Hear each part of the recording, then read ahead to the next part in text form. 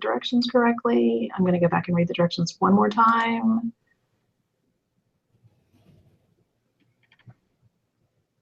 Okay. Hi. Hello. Hi. Can you hear me? We Yes. can. Welcome, Ashley. Hi. And we just started. I'm checking to see if I actually did all the right buttons to do what I'm supposed to do. I think I did. I'm Stephanie Race. I am the head of research and outreach at the University of North Florida in Jacksonville, and I am a member of the ULS Academic Outreach Committee. And so I'll facilitate today's discussion. And let's go ahead and just introduce ourselves, and we'll start as you arrive. So Kate, if you want to introduce yourself. Sure. I'm Kate Hirschfield. I'm the coordinator of outreach at Emerson College. And then Ashley? Yep. Hi, sorry. I'm Ashley. I'm the assessment and marketing librarian at DePaul University. Okay, and I know that Alice has joined us. I'm not sure if she's got audio or not. Hello, I can hear you. Can you hear me? Yes, we can. Okay, good deal. Sorry, I don't have video capability on this computer, sorry. That's okay. That's okay. I'm just happy you can hear because we saw you come in and then you left. Well, it actually kind of crashed my computer. I think I may have had too much stuff up. So it wouldn't let me see anything. So I had to back all the way out and come back in. Okay. And then we have somebody else who I think is on the committee who's joined us. Hi, this is Kristen Mastel. I'm your kind of backup facilitator, Hey, Kristen. note taker. So I'll just be kind of lurking and I'll add in if I have anything to add in. Great, thank you. Thank you for being on. So just a couple little housekeeping things before we get started. Kristen is on and she's taking notes. We do take notes for these sessions. So if you wanted to go back and see what happened in other sessions, you can, or listen to the recordings. If you want to mute your microphones, it eliminates some of that background noises. I know I have the problem of being unable to mute my telephone, so I'm just going to hope it isn't going to ring while we're doing this. I turned it down, but it's still going to be loud. But we do have, today we're going to talk about planning and managing outreach events, that sort of that year-long planning and calendaring and how we do it. And so I'll just start off with a sort of, how do you do it in your library? What do you find are some obstacles that you have? Or is there software that you're using? So anybody wants to kick us off? Sure, I can. We have software that we're using. It's called Confluence. It's what we have our library wiki on. So we have a list of all of the events that are coming up on that page, and there's one big list of everything that's happening for the year by quarter that we have, and then within that by month. And each of those links out to a wiki page that has, everything that there's actually like a checklist that you can use to set it up. So it's already a template that's ready to go, and it says, make sure that you contact this person. These are the event leads. These are the dates, like some of the key information. And one of the things that's on there is to check out the page that we had set up for it last year. So. Oh, that's a smart idea. So anyone else want to share how they coordinate? Well, I guess I can share what I do and I don't do. I've been working as an outreach coordinator for just over a year, and I'm here partly because I really want to learn what other people are doing. I've had Excel sheets, and we have a database where we keep our information about ongoing outreach opportunities. But so far, I have not used a software, and I've definitely encountered obstacles in keeping everything straight, and especially coordinating with other people, that not hearing back from people in time, basically, that other people who are not generally stakeholders, not or aren't a part of everything, but are only on parental duties, not understanding what's happening or what they need to be doing when. And so I've definitely struggled with that. So I really am glad to hear, really happy to hear people's ideas about how to get over those obstacles. Thank you. Yeah, at Emerson, we've used spreadsheets in the past. And beyond that, I have a very simple checklist document that's like what you do to promote an event. And it's kind of, we don't do everything that's for every event, but a sort of, notify these people, post the event in these locations, do this sort of thing for setup, that sort of thing. And it's just a Word document, which is very basic, but it's easy to share. And I often have an intern working with me, so that's particularly important. Jealous of your intern. We have 3 people on our outreach team, and we all do sort of different things, and we have very different styles. So last year we created a planning document that was a timeline of when we had to get things done by. We have a relatively new dean. I'm newer than she is, but she likes a lot more planning than we've had in the past. So we've kind of created this document so that we can meet her deadlines in terms of making decisions about what we're going to do, and that's been really helpful. But I'm curious about software because we have multiple people doing things. We currently have a LibGuide page and have things there, but we all have different documents in different places. We have some things in Google Docs and some things on OneDrive. It's kind of fun. But Chris, who facilitated the discussion on Tuesday, said they were using Trello, and it sounded like they're pretty successful with that. It's a free software. And then I have a friend who's using Asana, and said those are on my list of things to check out as a way for us to keep track. Chris sounded like Trello was really working for them, so that's probably higher on my list since he does similar things to what we're doing. I've used Trello before at another library, not just for outreach, but for a whole range of things. And it's nice because it's really easy to learn how to use. It's pretty simple, but it can do a lot. That's kind of what we're looking for, a pretty low learning curve. Let's just get moving. So how do you coordinate, so with lots of things going on, are you the sole coordinator in your library, or are some of you working with other people? And how do you make sure other departments know what you're doing? I'm the sole outreach coordinator for my library, and I'm also a reference librarian, and so that's part of what I do. But I don't, basically it's just me, and I have to wrangle everybody together, and it's definitely been a challenge for me, and I again welcome other people's ideas and thoughts, because I'm relatively new, some people don't recognize who I am at first, or, oh yeah, I saw you, but I'm relatively young. This is my first professional job, and so I've definitely struggled getting people on board and responding to my emails or phone calls. It's hard to be the new person. I think with outreach, it's especially hard just making those connections.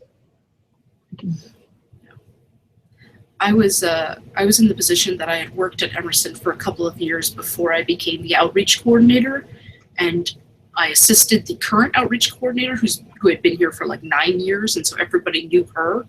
And so when I was trying to make those connections, I introduced myself as the new Erica, and that surprisingly worked.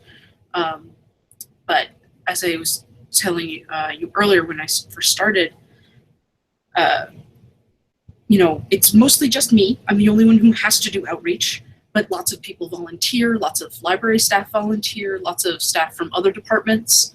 We've got a good relationship with our writing center, and also with our instructional technology group who support faculty. Oh, that's nice. Yeah, I mostly do student outreach, but the faculty outreach that we do, they work with us particularly closely. We do a couple events for faculty every year, 2 or 3.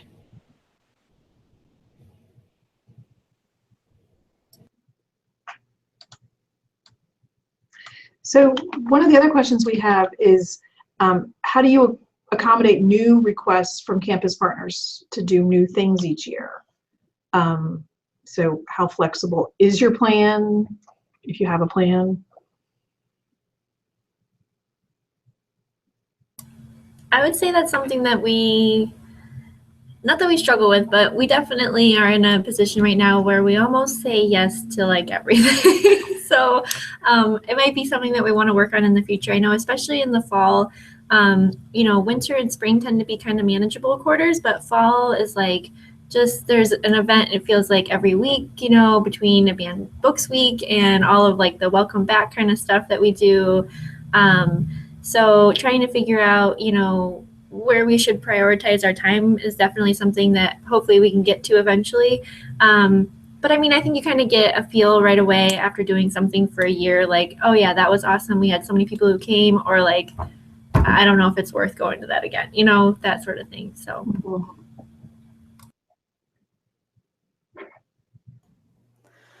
Well, so I have a plan now, and they're really, before we did have some outreach, but I'm really kind of in a lot of ways rebuilding the outreach program, and where we had received funding before they changed their guidelines. So we're basically starting from scratch. And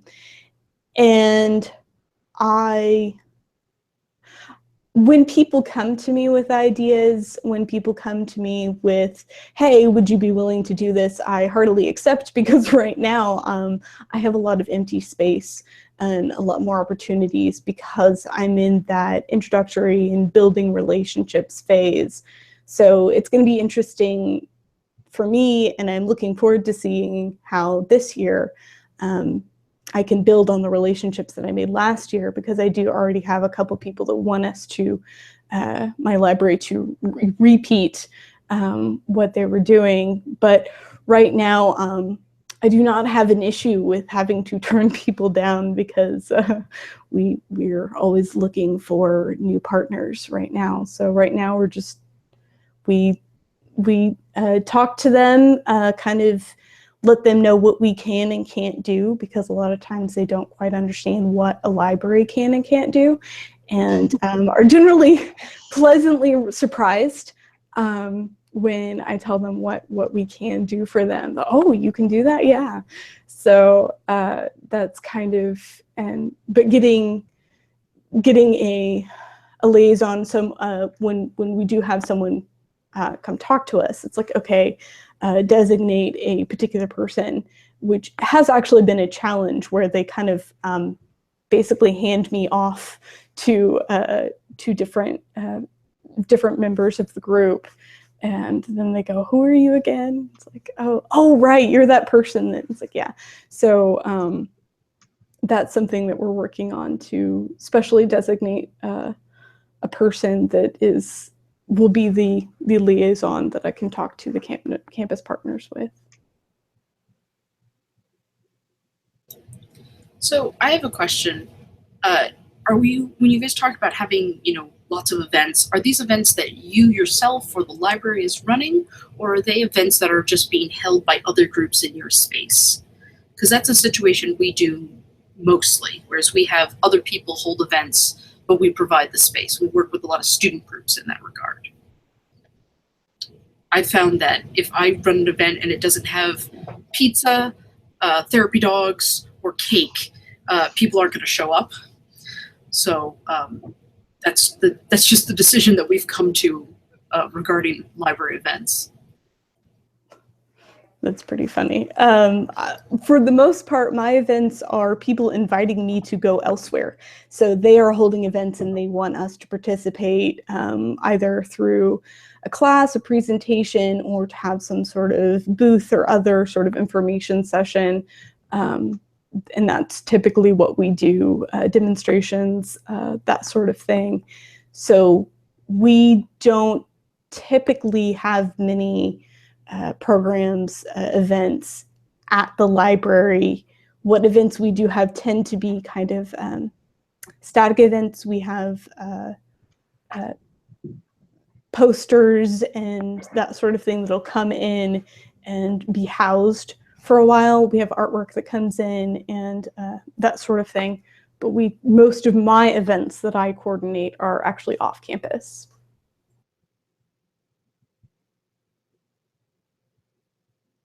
I can say here, when I think about this question, we actually have lots of things. So for us, I think of this as people who want to come use our space. We have a couple really nice, we have one of the only really large rooms with computers in it. We get a lot of requests for that. And we actually finally wrote a policy that says pretty much, no, you can't have your class in our space. Because it's where we teach our library instruction sessions. But we also get requests, we've started getting requests from people who want to hold their events here. So like our English graduate organization wanted to do their their senior presentations in the building. And I'm the one who wants to say yes to everything.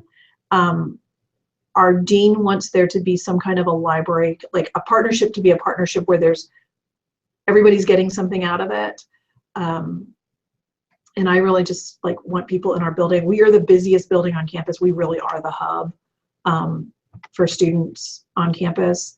But we also get a lot of requests to go out to what the student outreach folks refer to as tabling events, where it's an open house or it's this or that. And that becomes a lot more difficult just because of staffing. But I did one last year that was really successful. And so I now want us to do it was a college open house, and I want us to do those at every college. And my student outreach person said to me, there are only so many days in September. Because like what Ashley said, the fall is crazy.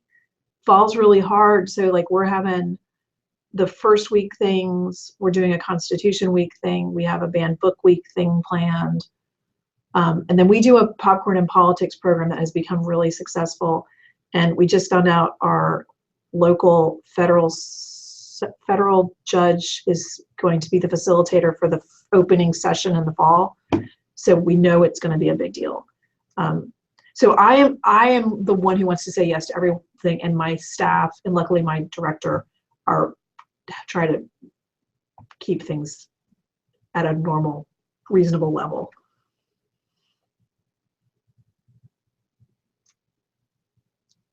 But I also think we should be flexible. So that it's hard.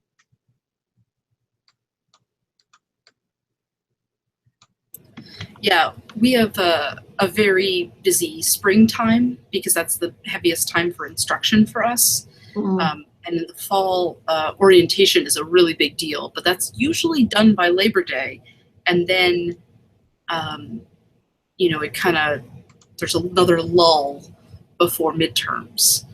So I usually try to do some sort of small campaign in that first part of each semester.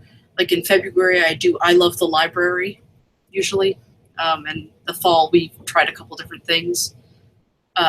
But again, the big events are at the very beginning of the year with orientation, and then at the end of every semester, we do a de-stress event. But I like the idea of popcorn and politics. That sounds really interesting. I can tell you, and I could put you in touch with our librarian who coordinates it. It came from, we did a watch party series for the election, for the debates last year, which were way more popular than we thought they were going to be. 100 people came to one of them in a space that was not meant for 100 people. They were everybody was civil. Our university president is very much about civil discourse. And we were prepared with UPD on site. I was scared to death of this whole thing. And that worked really well. And we were approached by the chair of our political science department. They apparently tried to have these monthly discussions and had not had a great reception, but he thought if they came to the library, that might be a better venue to get out of their building and into our building. And we've averaged, they started them in January after the election. So she's done 4, and she averaged I guess today she told me she'd average 39 people at each session. We do a different topic at each program. Dr. Corrigan, who is our chair, he facilitates with somebody else, and they're all based around a specific topic. And so we bring in typically a second faculty member to discuss. The judge happens to be the brother of the political science chair, and they're going to talk about the Constitution and freedom of speech. So, but we've started having people approach us who want to facilitate a discussion. So it's a really new and unusual thing for us to have something be this successful, that really we simply serve popcorn and soda. And it's microwave popcorn and soda. It's not any, we may have to get a popcorn machine at some point, but yeah. So one of the things I'm curious, especially for those of you, you're doing it all yourselves, how do you ensure that you're reaching all of your constituents? Do you do program that targets specific groups? So do you do things specifically for freshmen or for grad students, or do you have anything like that?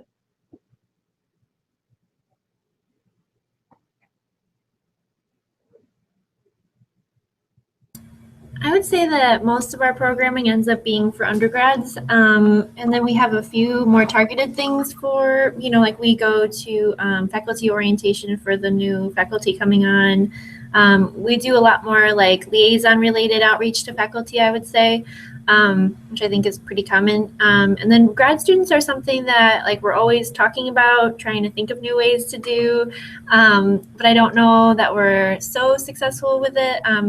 We did have a really good turnout this year for our graduate thesis and dissertation conference, which the university hosts, but we did a presentation at it, just like advanced research tips and managing your research, something like that. And we were surprised they had to bring in extra chairs for it. So sometimes you just get a good opportunity where the university is hosting something, and we go to more of that sort of thing for the grad students because, I think grad students are so busy, so they need a little bit more a cause to come out for, and if you're a part of that, then we've been successful that way. So. Mm-hmm.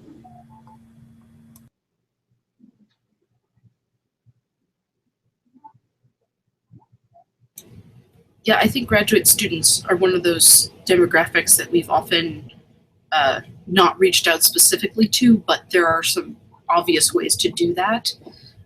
International students are actually a big part of our population here. We have a really good relationship with some of their support staff. So that's a group that we've worked with a couple of times. There's also a number of student literary magazines that we have they kind of have a natural synergy with the library. And so they host a lot of their events here. And in that case, we're just space. We don't do anything for them. They just do the space. And we then collect their publications that they produce at the end of the year and store them in the archives.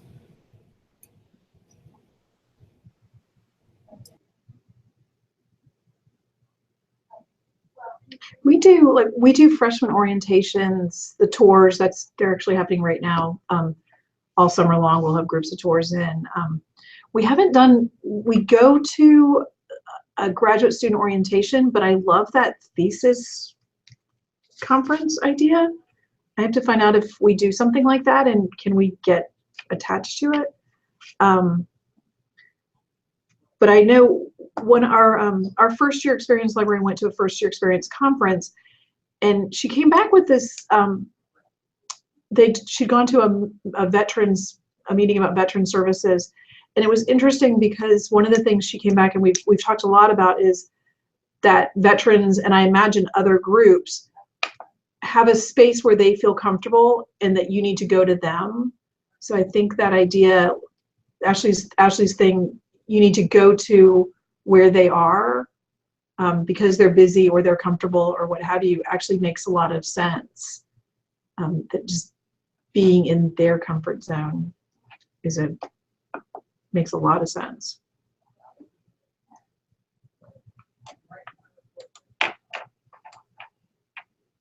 So one of the other questions that we have, another topic is, are we providing outreach levels to hit information literacy or outreach goals? Do you have outreach goals? And are you scaffolding your outreach activities?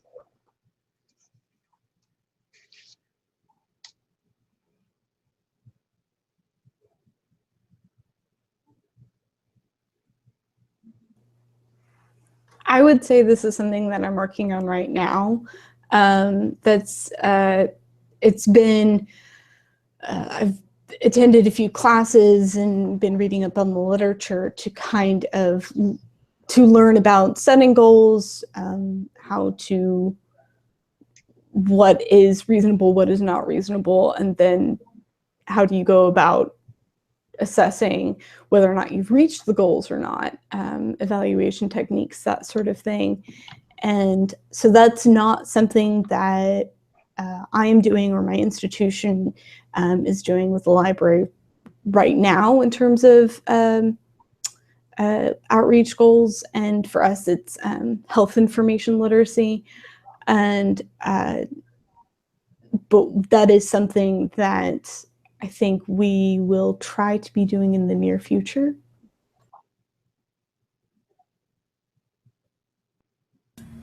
Yeah, I would say we have the intended, so that we just added in the last year or two, the intended purpose on our checklist. You know, one of the things that we ask people to kind of write in there is the intended audience and also like the learning outcomes or goals that you're trying to achieve as part of that project.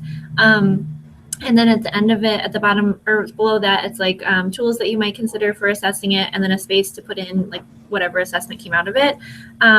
So far, I mean, we're like a lot of other people, just count is happening for a whole lot of things, but also a lot of anecdotal, we have a survey that we send out to any partners that we're working with, like, hey, thanks for helping us plan this event with the library. Is there something that we could do to improve it in the future? And it's got like a couple of questions. So we do things like that. I would say that our assessments right now are very much about how to improve the actual event and attendance and coordination and logistics. So like the next big goal or whatever is to have it be tied to learning outcomes and do a learning outcomes assessment. But I feel like I've been to so many different things where people have talked about this and nobody has quite figured it out yet. So we're in the same boat, still trying to figure it out. Yeah, more of that here. I definitely, you said, like, do you have goals? I'm like, no, not really. I should have goals. And I mean, I count and I do surveys after our big events with students, but they're not tied to anything. So like if somebody was to ask me a question, I could probably answer it. But yeah, I really should have some goals. Well, I'm in the same boat as you all. It was interesting when I read through these questions. I was like, oh yeah, wow. We don't. We have we've done a little bit. Our outreach program is relatively new, and we went from having a student outreach person to a student outreach in a first year, and then adding. I was the last as the faculty outreach to be added to the group, and it started out as we just want to do events that get people into the building, and now we're working towards the beginning of the semester events to get people in the building and a little bit about what we can do for them. In the middle of the semester, we do some more educational things. And then at the end, we just want to help you relax as you do your exams. But we don't have we don't have any real set goals. So it's been interesting to think about that. And then the assessment piece is the other one. We ask this question in almost every program like this that the discussion group does is, how are you assessing and has that impacted your planning? We count, like I think you all said, everybody said we count. I tried we use Qualtrics here on campus, and we did a faculty showcase during National Library Week, and I used Qualtrics and a set of iPads that I borrowed from a center on campus, and we actually got interesting information, but I'm not sure what we're going to do with it, and I'm not sure how helpful it was. But we did actually get a really good response rate I think because it was actually easier to use the iPads than to fill out a piece of paper, or they thought it was, than to fill out a piece of paper. I'm not sure that it really was easier, but it may have also helped that I had a pretty aggressive person sitting at the table with the iPads. So I don't. Yeah, I feel like we've done a couple of different kinds of things with this. So, and they're kind of in two different categories, like the one being things where we're trying to improve the event for next year, and the other being like, what did you get out of coming to this event? And we actually did a partnership last year with the Center for Identity, Inclusion, etc. And sorry, they have a really long title. And they actually had a survey that they were using for all of the speakers that came in as part of this big series.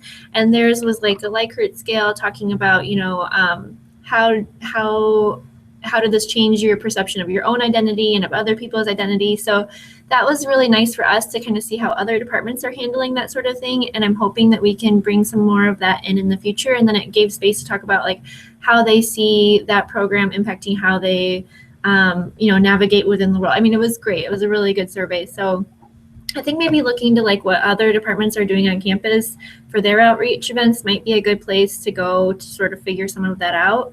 But as far as like the improving events piece of it, one thing that's been super helpful for us is just that after every single event, our committee gets together and we talk about, you know, what worked really well and what didn't work really well. And I feel like just having that time set aside to like revisit the event after the fact has been so valuable for us to, you know, kind of remember what we should be thinking about when we do events like that in the future.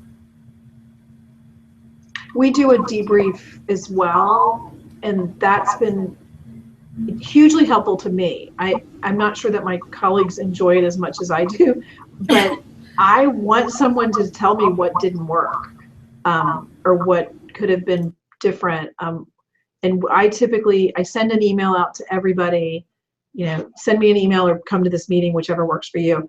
And I got a really great response from somebody the guy who took photos for us at an event, had some really great observations that he emailed me. He would never have come to the meeting, but I was really pleased that, and it was kind of interesting because I thought he's standing behind the camera looking at this, and his observations were really, really helpful to me.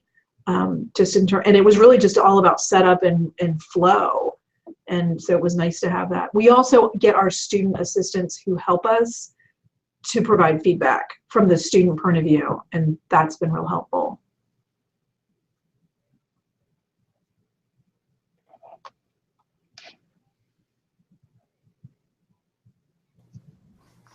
In my outreach events, so far, really the only sort of assessment that's been done is, did you feel like you got something out of this on a Likert scale? Did you learn this? Did you enjoy this? What comments do you have? Very basic. And so far, I've kind of been looking to see, you know, for actual feedback, you know, well, I wanted this to be shorter or longer. It would have been helpful if you approached it this way or that way. So far, I haven't gotten any of that. And so far, everything's been overwhelmingly positive, which hasn't really impacted future planning other than, okay, good, I guess we'll do it again. But I haven't been able to make improvements or anything of that sort, just because I'm not getting any constructive criticism, and other than by my supervisor, which is helpful. But that's something that I'm looking for, and I will likely need to improve what the surveys and improve what I'm putting out there to better assess what's actually going on, so I can make those improvements.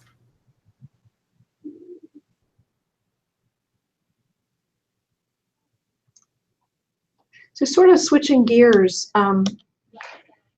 how do you coordinate people to staff your activities, and how do you avoid burnout of those folks throughout the year?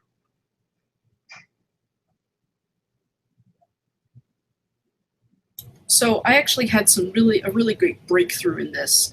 I mentioned we have a big de-stress event at the end of the year. It's our therapy dog event. We call it the Cirque to De-Stress. And we used to have a very hard time getting enough staff. We reached out to a lot of different departments, to our student workers, and we usually barely had enough. And I got a employee who used to be an RA to help me coordinate the volunteers. And this year we had too many volunteers. So finding the staff member who knows everybody. She recruited a lot of staff from housing and residence life, and also admissions. Admissions was surprisingly interested to meet current students and to help out with that. And she also had a lot of luck recruiting from Greek organizations on campus, because a lot of them have to do a certain amount of community service or campus service events. So this meets that requirement for them.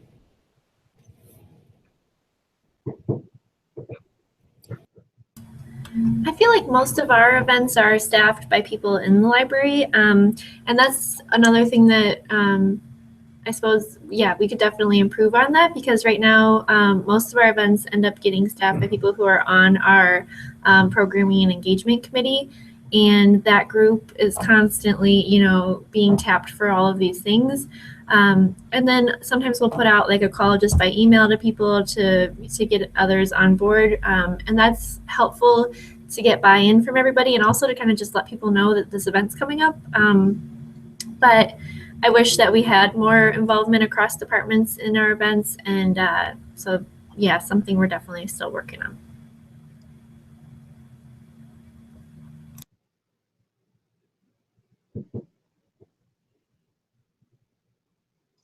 We've done a couple different things. We had a student outreach committee. It is this year becoming just an outreach committee. We had a student outreach and a faculty outreach committee. And the student outreach committee does most of the work for their events. They typically do a call for people to help. And I'm always on the, it's hard for us because the people who typically volunteer to help are people from public service who also have to staff a couple service points. And I'm always looking for, how do I get the folks from tech services to come out and enjoy what we're doing, you know, because get to see how all the work you do behind the scenes really impacts our students and what they enjoy. At the session on Tuesday, someone, and I think she was from Texas A&M, said they don't use the word volunteer, which is a word that I've always hated for this concept, because you're actually just doing your job. But she said they ask for participants. They don't ask for volunteers, they ask for participants, and have actually worked it in as it's part of people's jobs to do this, which is something I believe, and I think that outreach is part of everybody's job. But they've really institutionalized it and had a great luck. I think Kate's idea of actually having people outside the library help with events is kind of fascinating. I may have to talk about that with some of our folks. It's a really great way for other organizations that don't have as much of an audience, other organizations at the college who, you know, maybe are not in as high traffic a building as the library.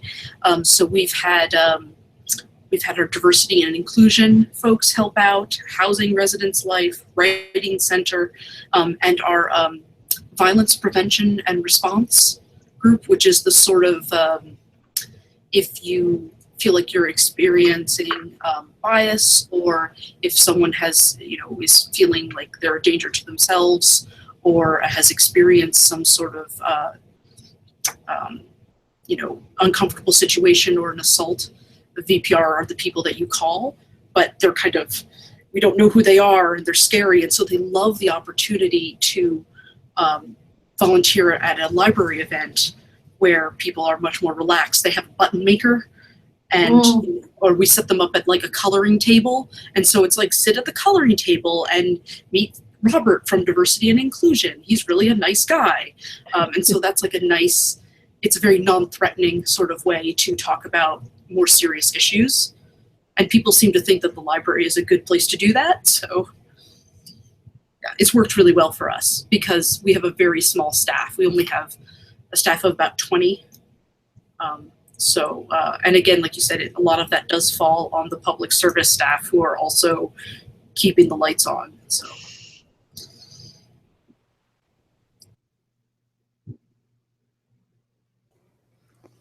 Yeah, my participants, volunteers, I have had very few people doing that. Again, like I said, that we're still kind of establishing this new outreach program and establishing what we will and won't be doing and building it. So I pretty much do most all of the outreach activities myself. And only a few times have I had people, and basically so far it's just been, I've had a few people who had come up to me and said, hey, if you have any future events, I'd like to help out. And then when I had future events that I couldn't attend or needed someone to come with me, I said, hey, would you be free to do this? And they said yes, and we communicated through there. So far I've not really had that to think about, but hearing you guys' responses, that might be something in the future that I will need to worry about.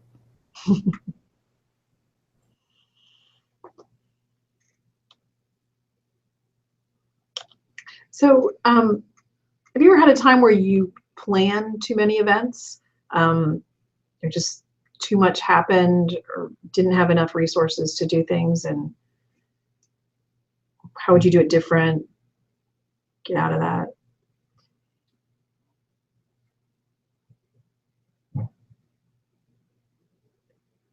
Lots of smiles, but nobody's done it. I'll say we did it during National Library Week. We had our two big events that our dean wants to happen every year, something during Band Book Week and something during National Library Week. And we had a pretty exhaustive plan for National Library Week in April. And one of the things that was planned was a photo booth, sort of a self-service photo booth. We'd gotten all the stuff. The dean bought us all the stuff that we needed to do it. She really wanted it to happen. And it got to be Friday before, and we were like, we haven't figured out where we're putting this and what are we going to do? And my staff was really concerned because it was the one thing that wasn't going to happen.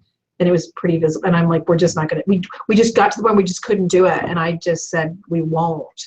But there was a lot of concern about, we spent some money buying a backdrop and doing this. So we have a plan to use it this summer as a test.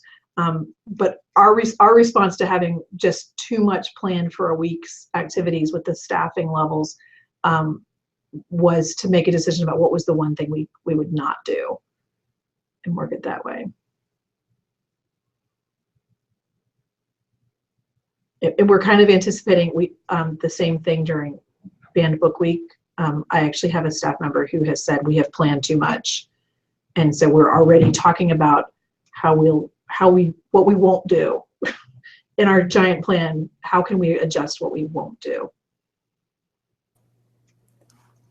That has not happened to me yet. In fact, that seems like almost like a nice problem to have. But were there any people in the Tuesday, Wednesday sessions that shared any stories? We did not get to this in the Tuesday group. We didn't get to this, and it was actually a question I was kind of interested in because we're working on, this is the first year we've done a full year calendar with all three of the outreach people working together, and I can already see some issues. And so I was kind of curious what other people had done if they run into this problem. Like, we've sort of become too successful and too ambitious, which I don't know it's a bad thing, but we're about to have somebody go on maternity leave. We're going to be down a person in instruction, which we have five public services librarians who do outreach and instruction, a combination of. So I keep in my head saying, we're going to be down a person. So I don't, Kristen, I know you were on a couple of the other sessions. Did anybody talk about how they dealt with the planning if they had too many things? Sorry to put you on the spot. No, it's fine. I've been kind of lurking and sorry I had to answer a call, but yeah, kind of going back to like mission and vision and what are the priorities a couple of folks kind of mentioned for either their library or their institution. Otherwise, a lot of folks were just commenting that they try to say yes to everything and now they're trying to kind of reconsider that a little bit. But sorry, I don't have any great, no one gave some great takeaways or lightning bolt ideas, so. The best example I can offer is, as I said, we're an event space. We have a room that people can book, and I am the person who does the setup for that pretty much. And towards the end of the year, there's a real crunch to find for event space, for performances, for class presentations, and our space is free and often available. And so we get a lot of last minute requests. And one day at the end of the spring semester, we had 3 events in a row in the library. And I shifted my schedule so that I would be there for each transition. And I decided that we're not going to do that again. Not because it was a pain for me to switch my schedule, but it was a lot of stress and a lot of worry that like it could go horribly awry. Like what if one event went over by half an hour and the other people couldn't move in? And so we're, we can only be human. We can't necessarily be superhuman. So that's again, because we're not running as many events, but we're, it's not atypical, again, at the end of the semester that we'll have 3 events in the library in a week that are all being run by other people. Which is a lot. Yeah, we do have an unwritten policy, but it's pretty, we hold pretty firm to it that we do 1 event a day. We had 2 in one day at the same time in different spaces in the building in the fall, and it was very difficult. It was hard for me, partially because I was attached to both of them, and so we actually had to plan the agendas around how can I do the first part of the first one and the second part of the second one. But facilities-wise, it's difficult. The logistics of it is difficult, just in terms of the right furniture in the right place for us. So, but I think that thinking about your mission, and as Kristen said, and like where you get your bang for the buck. For us, there is a lot of that, is what's in it. There's a little bit of what's in it for us in some decision making, and who's it going to impact in a positive way. So do you all have other questions that you brought that you'd like to discuss? We have a few more minutes before we wrap up, but are there any questions that you have?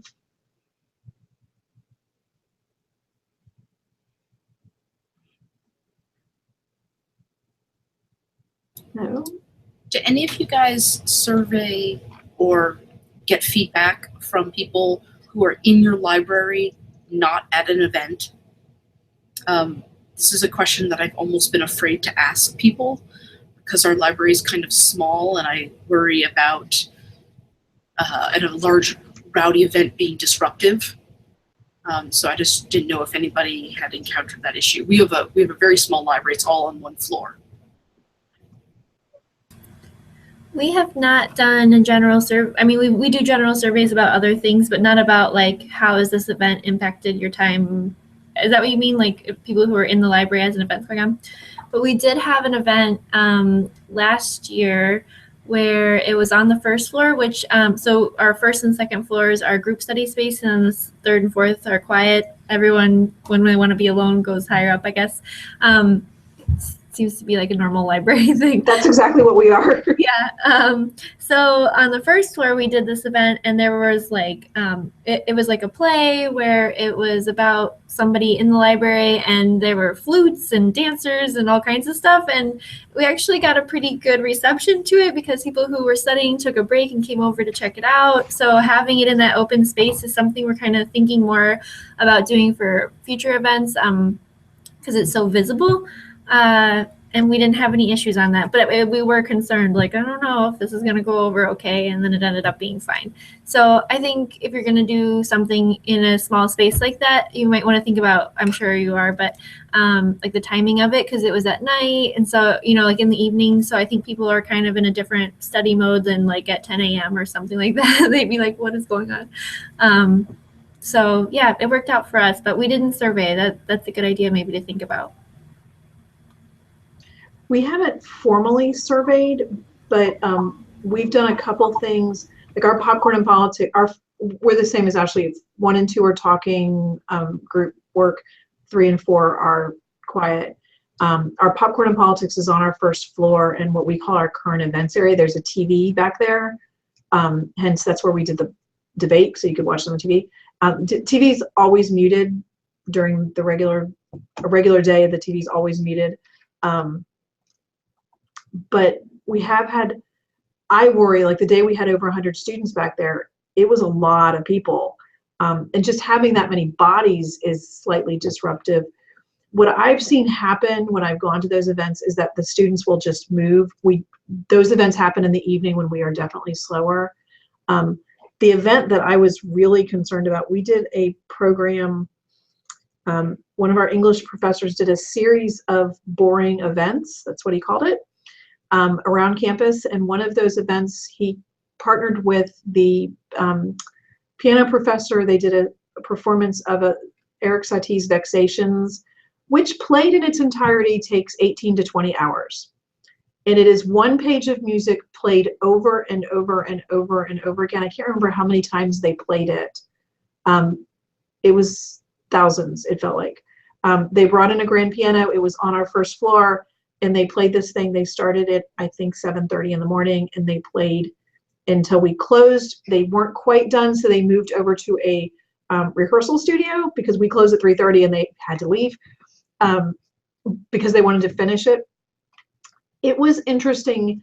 We had a lot of, as you mentioned with the play, where students come in, they see it, and they stop to see what it is. We had a lot of people who would stop and watch it.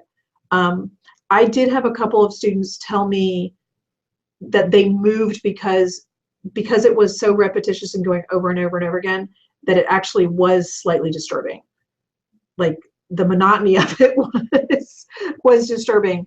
So we haven't formally done it, but I do try to be around and check with students, especially our regulars, to make sure that it's not, you know, we don't want to do it again if it disrupts everybody who's always here.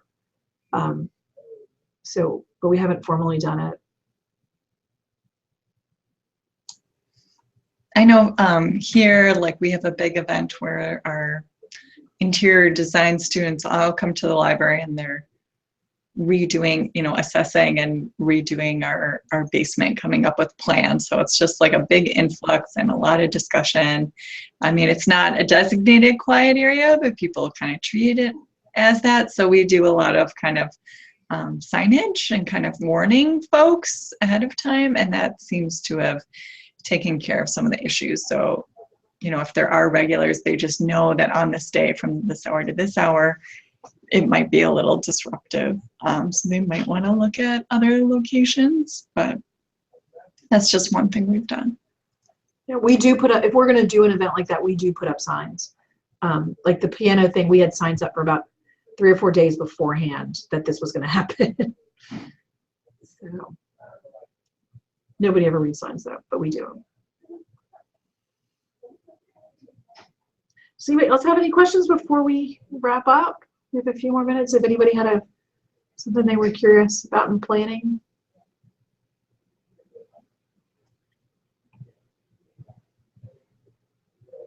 Well, this has been an interesting conversation. I have added more notes to my little sheet of paper where I've been scribbling notes. So thank you all. We do really appreciate you taking time away from what we know are really busy schedules and joining us for today's discussion. You will get an email with a survey in it, and we do hope that you'll complete it so that we can make adjustments to our programming.